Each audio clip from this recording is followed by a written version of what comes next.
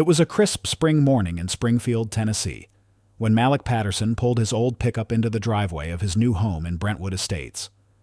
At 45, he'd spent half his life dreaming of this moment. A 2-story brick house with a wraparound porch and a backyard big enough for a garden, maybe even a swing for grandkids someday. The lot was neatly trimmed, the kind of place you'd see in a magazine, sitting on a quiet street just 10 miles from downtown Nashville. After years of saving every dime from his job as a mechanic and nights spent tinkering on side projects, he'd made it happen. At $350,000, it wasn't cheap, but it was his. A slice of peace in an upscale neighborhood where folks took pride in their lawns and waved from their porches. Or so he thought. Malik stepped out of the truck, all 5 feet 11 inches of him, his work boots crunching on the gravel. Boxes still lined the driveway, a mess of cardboard and tape from the move. He stretched his back. Those years hunched over engines had left their mark, and took a deep breath.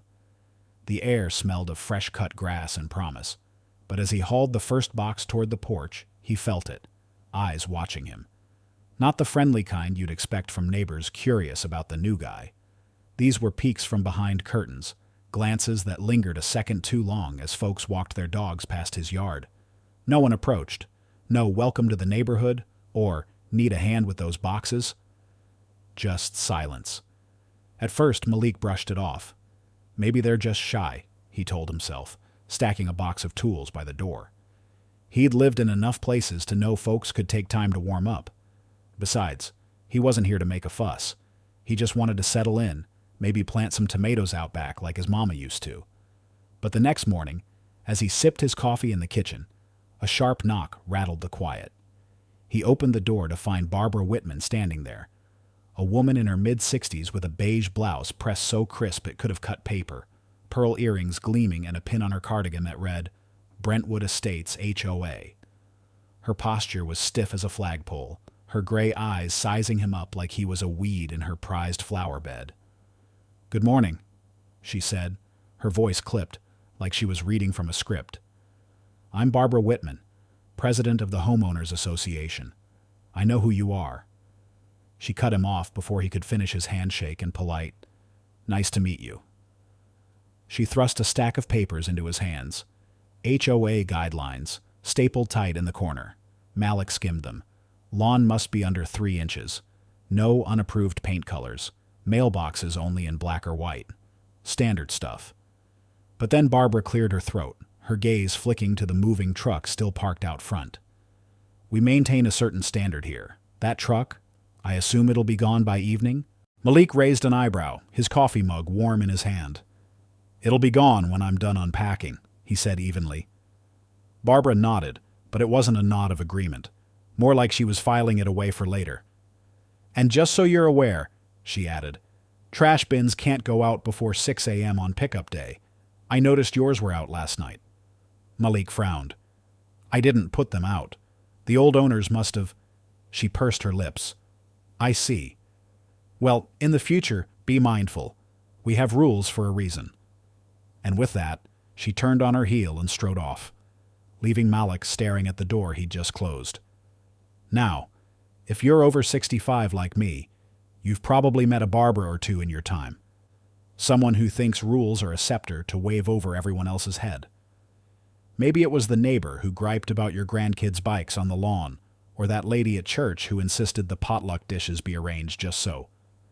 Malik figured she was just particular, the kind of HOA president who lived for measuring grass blades with a ruler. He wasn't about to let her ruin his fresh start, but as the days rolled on, it became clear Barbara wasn't just particular. She was watching him like a hawk. It started small. A notice in his mailbox about an unauthorized vehicle, his own pickup parked right where it belonged. Then another about his lawn, claiming the grass had crept an inch too high. Maybe 2. Never mind that he'd mowed it just last weekend, using the old push mower he'd hauled from his apartment 20 miles away. Then came a letter about his porch light. Too bright, it said, even though it was the same fixture the previous owner had left behind. By the end of his first week, Malik had a neat stack of warnings piling up on his kitchen counter, each one sealed with the Brentwood Estates HOA stamp. He hadn't seen Barbara since that first day, but her presence was stamped all over those papers. He tried to stay calm. Maybe she's like this with everyone, he thought, sipping his coffee one morning as he tossed the latest notice into a drawer. Maybe if I just follow the rules, she'll ease up. But that hope faded fast. One evening, he took a walk around the block, 3 miles of tidy homes and manicured lawns, and passed a group of neighbors chatting on a driveway. They went quiet as he approached, their eyes darting to him, then away. Barbara stood in the middle, arms crossed, whispering something he couldn't hear. One woman offered a tight smile, but the rest acted like he wasn't there. It hit him then. This wasn't about rules. It was about him. For those of us who've lived a little longer, we know that feeling. When folks look at you and see something they've already made up their minds about. Maybe it was the time you walked into a store at 70 and the clerk assumed you couldn't hear, or when you moved into a new place and the neighbors whispered about the old timer before they even said hello. Malik felt it in his bones, but he wasn't the type to back down. If Barbara thought she could scare him off with her clipboard and her notices, she was in for a surprise. The letters kept coming, relentless as a summer storm. By the 5th one in 2 weeks, Malik had had enough. This time it was about his trash bins, something about retrieving them within an hour of pickup to preserve neighborhood aesthetics. He'd pulled them in after work, same as everyone else, but apparently that wasn't good enough for Barbara. He stared at the paper, irritation bubbling up like oil in a hot pan. That's when he decided to turn the tables. The next morning, he set his alarm for 5:30 a.m., grabbed a notepad, and took a slow walk through Brentwood Estates. By 9 a.m., he'd counted dozens of trash bins still lining the curbs, some with lids propped open, bags spilling out like overcooked casseroles. He saw lawns a good 4 inches high, broken shutters dangling like loose teeth, faded house numbers you'd need binoculars to read. Not a single notice taped to those mailboxes. Just his. He snapped photos with his phone, time-stamped them, and fired off an email to the HOA board. Can someone explain why my bins are a problem, but these aren't? No reply came, but 2 days later, Barbara was back. She didn't knock this time, just stood on his porch, arms crossed, clipboard in hand, like a sheriff ready to serve a warrant. Malik opened the door and leaned against the frame. "Something I can help you with?" he asked, his voice steady. Barbara didn't answer right away. She peered past him, scanning his living room like she was counting the furniture, then held up a form. "This is a formal request for proof of homeownership," she said, her tone syrupy but sharp. "We've had complaints." Malik's stomach tightened. "Complaints?" he echoed. "Neighbors have concerns," she went on. "Unusual activity, cars coming and going, deliveries at odd hours. Some think you're renting this place, which violates HOA rules." He let out a short laugh, half amused, half incredulous. "You're kidding." Her face didn't flinch. "First off, I own this house," he said, forcing calm. "Second, I've been here less than a month. I'm still moving in. Those cars? Friends and family visiting. That's it." Barbara's fingers tightened on her clipboard. "We have policies to vet homeowners. We'll need to verify your deed." Malik tilted his head. "You can pull the records yourself. It's public." Her eyes narrowed, but she smoothed it over. "I'd prefer you submit it directly." "And if I don't?" he asked. Her lips curled into a cold smile. "Then I'll escalate this with the board." He exhaled slow, biting back the words on his tongue. She wanted him to snap, to give her an excuse to paint him as the troublemaker. Instead, he smiled back. "I'll think about it," he said, shutting the door before she could reply. That evening, as he sat on his porch with a beer, he saw her again, standing at the end of his driveway, whispering to a man in a polo shirt who scribbled notes. Malik didn't need to guess what was coming. Barbara wasn't just needling him anymore. She wanted him gone. The next morning, a thick envelope arrived. No HOA logo this time, just a law firm's letterhead. Inside was a complaint filed with the Davidson County Housing Authority, accusing him of being a fraudulent occupant. The claims were flimsy. No proof of ownership, suspicions of renting, vague neighbor concerns. No names, no evidence, just legal jargon meant to scare him. Malik's hands tightened around the paper, but his pulse stayed steady. He could have ignored it. The accusations wouldn't hold up in a courtroom 10 miles wide. But he saw her game. Barbara didn't care about winning. She wanted to wear him down, bury him in paperwork until he packed up and left. She didn't know who she was dealing with. That night, he called Joe Martinez, his real estate attorney for over a decade, a man sharper than a tack and twice as tough as Barbara could ever hope to be. "Hey, Joe," Malik said when the line picked up. "I need a favor." By sunrise, Joe had dug into the records and uncovered a gold mine. Barbara's house at 216 Oakwood Drive had been foreclosed on a month ago for unpaid HOA fees, over $3,000 worth, and Malik had bought it at auction without even realizing it tied back to her. He'd picked it up for a steal, $200,000, planning to rent it out. Now, he owned her home, and she didn't even know. 3 days later, the HOA called an emergency meeting. The room was packed, board members at a long table, homeowners buzzing with rumors. Barbara sat at the head, her expression cool as ice, gripping a document like a shield. "We're here to address the ongoing issue with Mr. Patterson's residence," she began. "Given the violations and community concerns—" "I'd like to speak," Malik cut in, calm but firm. Her lips thinned. "You'll have your chance after—" "No," he said, setting down a stack of papers. "I'm speaking now." The room hushed. He stood, unfolding his first document. "This," he said, holding up his deed, "is proof I own my home. Filed, recorded, indisputable." Heads turned. He set it down, pulled out another. "This is the purchase agreement for 214 Oakwood Drive." Barbara's face stayed blank, but a flicker of confusion crossed her eyes. Then he held up the last one.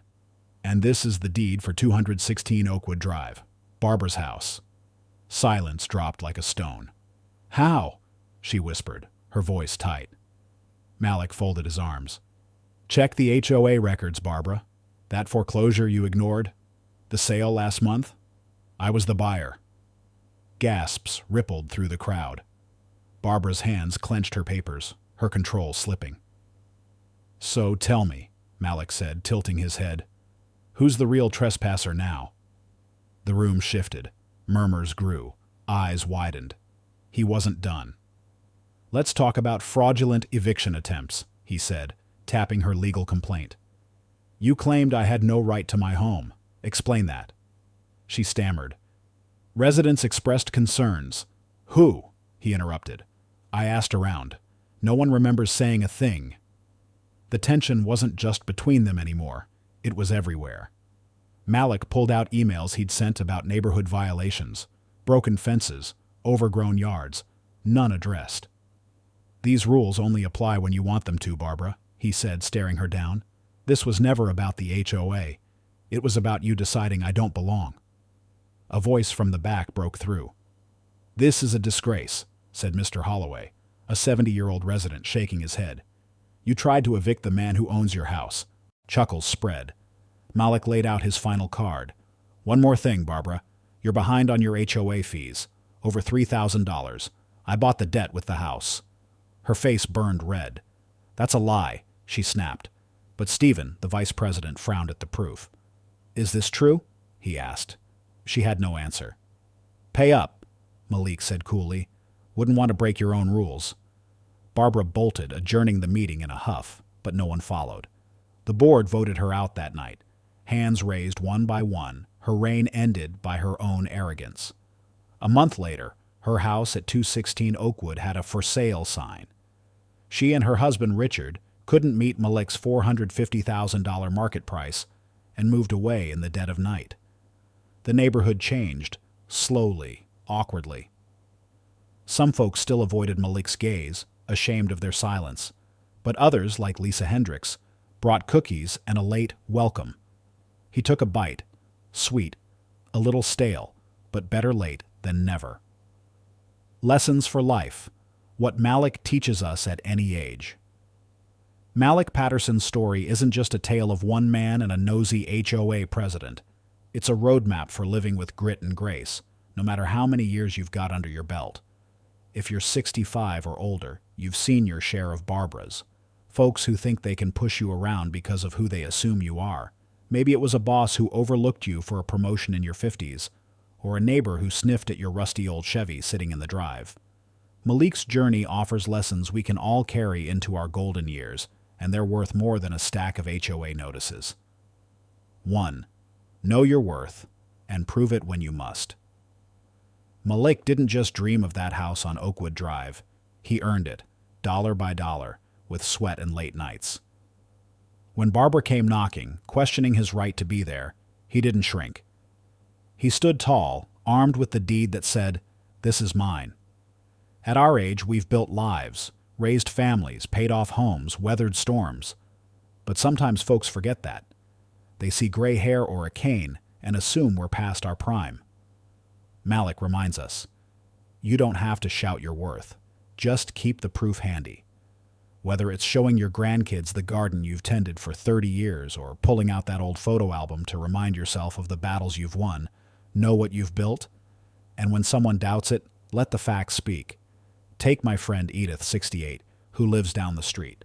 Last year, a slick young landscaper tried to overcharge her $500 for trimming her hedges. Said she wouldn't know the difference. She pulled out her gardening log, 20 years of notes on every bush she'd pruned herself, and sent him packing. Like Malik, she knew her worth and had the receipts to back it up. Second, patience can be your sharpest tool. Barbara wanted Malik to snap, to yell, to give her a reason to call him the problem. But he didn't. He waited, watched, and picked his moment. When he walked the neighborhood at dawn, snapping photos of those trash bins and overgrown lawns, he was patient, building his case. At 65 or beyond, we've learned a thing or two about timing. Rushing in hot-headed might have worked at 30, but now we know better. Patience lets you see the whole picture, whether it's waiting out a family spat until tempers cool or holding off on selling that old car until the market's right. I think of my late husband, Bill, who at 72 outsmarted a pushy insurance agent trying to upsell us a policy we didn't need. Bill smiled, nodded, and said, "Let me sleep on it." A week later, he'd researched every clause and canceled the old plan for one-half the price. Patience isn't weakness, it's wisdom, and Malik wielded it like a pro. Third, turn the tables. When you can, Malik didn't just defend himself, he flipped the game. Buying Barbara's house at auction wasn't his plan, but when he found out, he used it. That moment at the HOA meeting, holding up her deed, was pure gold. Life hands us unexpected cards, even late in the game. Maybe it's finding out the local thrift shop undervalued that old lamp you donated, or learning your grandkids' school needs volunteers, and you've got just the skills they're missing. Malik teaches us to look for the leverage, those quiet opportunities to turn a tough spot into a win.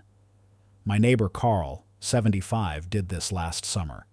The city tried to fine him $200 for a weedy backyard, but Carl knew the rules better than they did. Those weeds were wildflowers he'd planted to attract bees. He showed up at the council meeting with photos and a 10-pound book on native plants. The fine? Dropped. The tables turned because he played smart. Community matters, even when it's slow to show up. Malik's neighbors stayed quiet too long, watching Barbara's nonsense unfold. But when push came to shove, folks like Mr. Holloway and Lisa Hendricks stepped up. At our age, we know communities aren't perfect. Sometimes they're slow to rally. Sometimes they're full of folks too, set in their ways to see straight. But Malik didn't give up on them, and they came around. Whether it's your church group finally pitching in for a fundraiser or that shy neighbor who brings you soup after a fall, people can surprise you if you give them a chance. I remember when my roof leaked at 67, and I thought I'd have to handle it alone. Took a week, but 3 fellas from the senior center showed up with tarps and ladders, said they'd heard about it at bingo. Like Malik learned, community's there, even if it takes a nudge. 5. Real power isn't in rules. It's in you. Barbara thought power came from her HOA pin and her stack of guidelines. She was wrong. Malik's power was in knowing who he was, a man who'd earned his place and wouldn't let anyone take it. At 65 or 70 or 80, we've got that power too. It's not in how loud we yell or how many committees we chair. It's in the lives we've lived, the lessons we've learned, the strength we carry. Barbara lost everything because she didn't see that. Malik won because he did. Think about it. How many times have you faced down something? A bill you couldn't pay, a doctor's news you didn't want, a kid who thought they knew better, and come out the other side? That's power. My Aunt Clara, 82, stared down a scammer last year who thought she'd fall for a fake grandkid call. She laughed, hung up, and called the cops. Power isn't a title. It's the steel in your spine. 6. Don't let the Barbers win. Barbara didn't quit easy. Even after the meeting, she tried to buy her house back, then slunk off when she couldn't. There'll always be Barbaras, folks who think they can wear you down with rules or glares or whispers. Malik didn't let her win, and neither should we. At our age, we've got too much behind us to let petty tyrants steal our peace. Whether it's saying no to a pushy salesman or standing up at the town hall when the streetlights need fixing, keep your ground. Malik's fight wasn't just for his house, it was for his dignity. Ours is too. Last month, I watched my friend Ruth, 69, tell off a condo manager who tried to charge her $100 for a maintenance fee that didn't exist. She marched in with her lease and a calculator, and he backed off faster than a cat in a rainstorm. Ruth said it best. I've lived too long to let anyone walk over me. 7. It's never too late to start over. When Barbara left, Malik stayed. He turned her mess into his victory, planting roots in a place that tried to push him out. At 65 or beyond, we might think our big moves are done. Kids raised, careers wrapped up. But Malik's story says different. Maybe it's picking up that paintbrush you shelved at 40, or moving to that little cabin by the lake you've always eyed. Starting over doesn't need youth, it needs heart.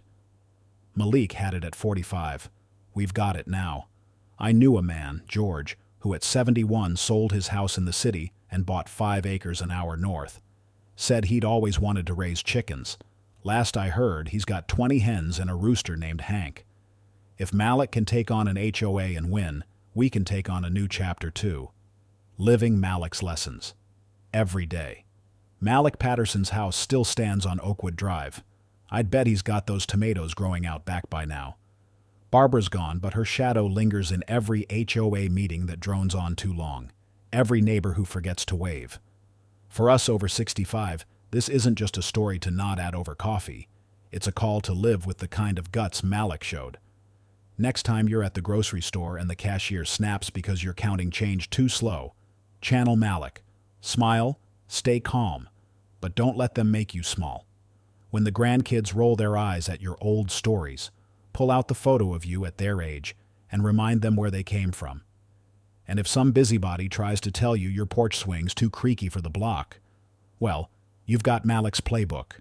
Know your rights, bide your time, and turn the tables if you have to. We've got years behind us, some tough, some golden, and everyone's a brick in the house we've built. Malik fought for his.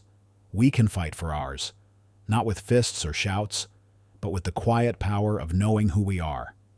At 65, 75, 85, that's not just strength. That's wisdom. And like Malik's cookies from Lisa, it might come late, but it's never too late to taste it.